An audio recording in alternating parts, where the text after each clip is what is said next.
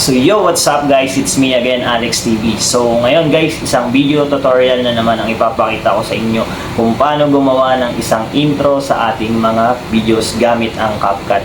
So ayun guys, isa ito sa pinaka-importante ang paglalagay ng intro sa ating mga videos upang nang sa ganon ay mas mainggan yung ating mga viewers na panoorin ang ating mga videos.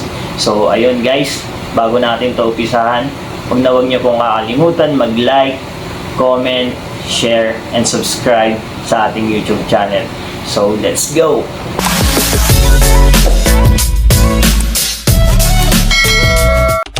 So, ayan nga guys.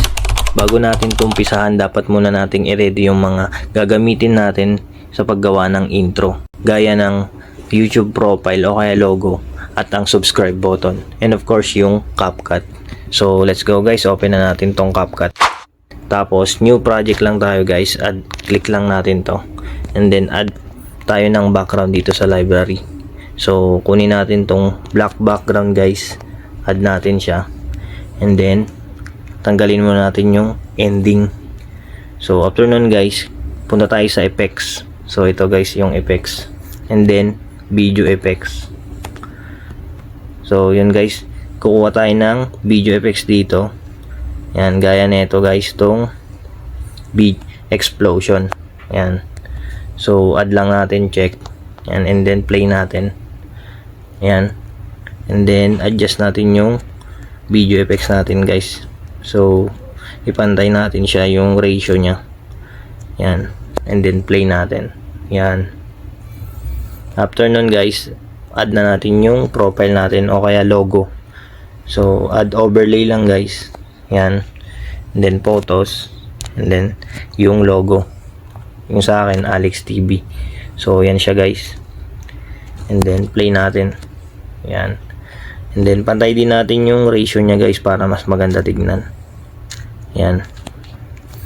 Yan siya guys. And then click natin tong logo natin. Animate. And then adjust natin yung animation niya. Lagyan natin siya ng effect. So, pipiliin ko dito guys yung rotate. Rotate. Sana siya. Yung rotate.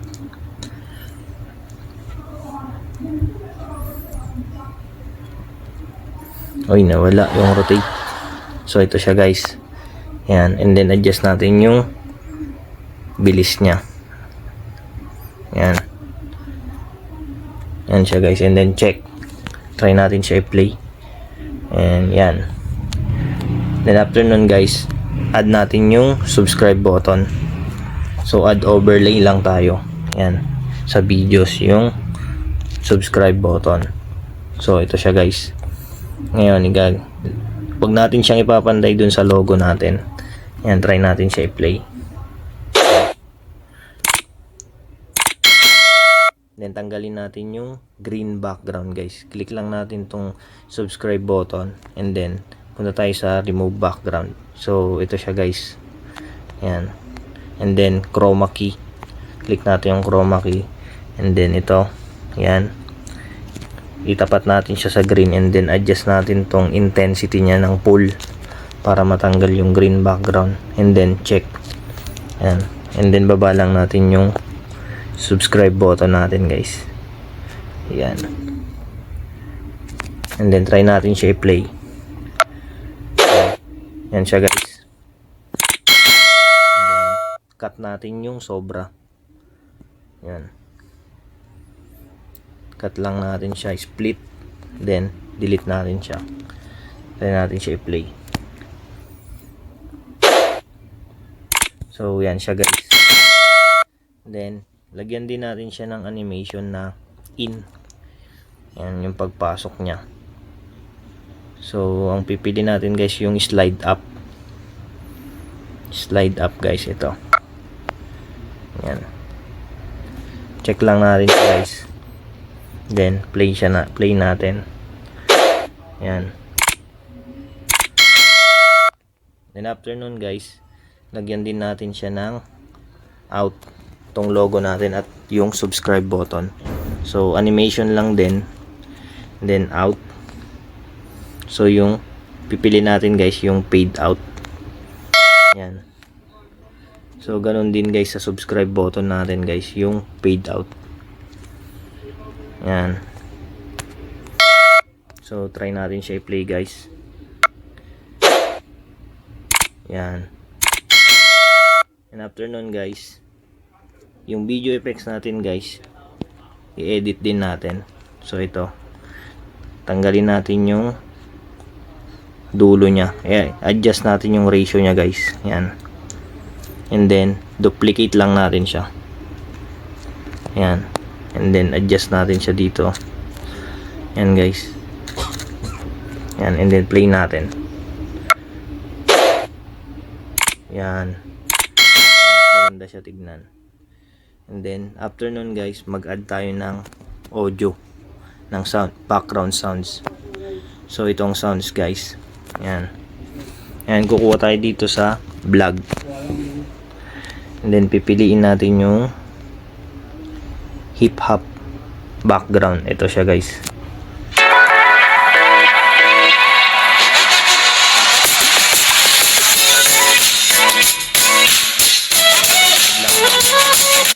Yan, add lang natin siya guys, and then adjust natin siya dito. Yan, play natin siya.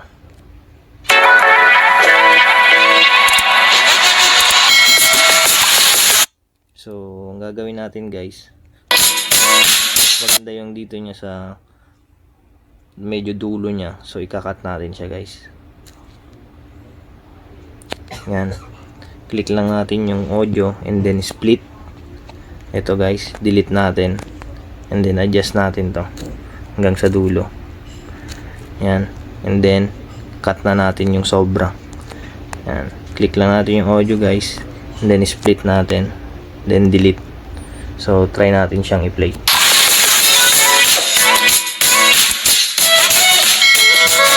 So yun guys. And then edit natin yung audio natin guys. Yung fade out nya. So yan yung fade. Click nyo lang and then yung sa fade out nya, adjust lang natin siya ng konti.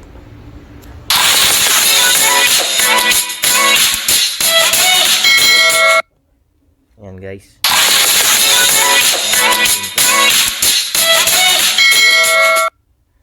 So yun guys, ganun lang kasi.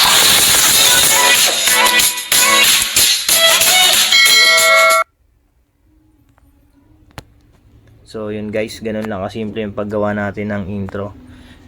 So kung nagustuhan nyo to guys, mag-comment lang kayo guys, and then pa-like na rin ako and subscribe. So sa next video natin guys, ipapakita ko naman kung paano gumawa ng thumbnail.